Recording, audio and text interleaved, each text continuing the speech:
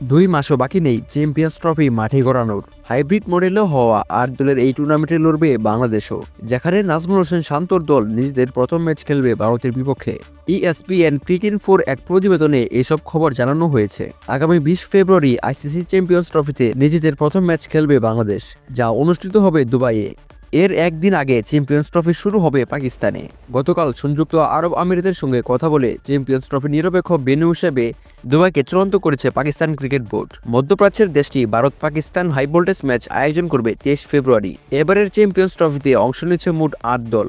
এর মধ্যে এক গ্রুপে আছে স্বাগতিক পাকিস্তান, বাংলাদেশ, ভারত ও নিউজিল্যান্ড। 19 ফেব্রুয়ারি টুর্নামেন্টের প্রথম ম্যাচ করাচিতে পাকিস্তানের প্রতিপক্ষ নিউজিল্যান্ড। পাকিস্তান গ্রুপ পর্বের দ্বিতীয় ম্যাচটি দুবাইয়ে খেলবে ভারতের সঙ্গে। এরপর 27 ফেব্রুয়ারি বাংলাদেশের বিপক্ষে ম্যাচ খেলবে রাওয়ালপিন্ডিতে।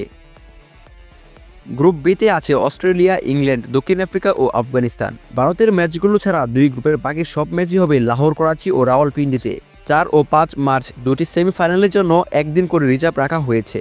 ফাইনালে উঠে 9 মার্চের শিরোপা নির্ধারণীও সেখানেই হবে। আর ভারত ফাইনালে বা সেমিফাইনালে না উঠতে পারলে ওই ম্যাচ পাকিস্তান আয়োজন করবে।